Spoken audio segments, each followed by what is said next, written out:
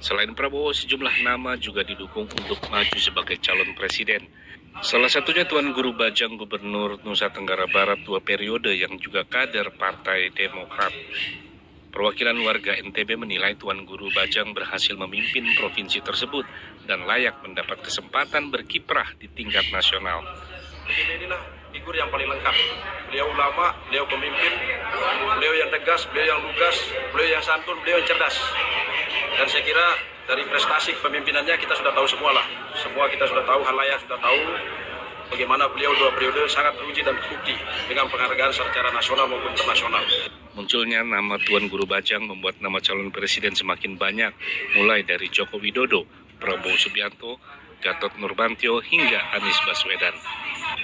Taufik Hidayat dan Abdul Haris melaporkan dari Bandung, Jawa Barat dan Jakarta.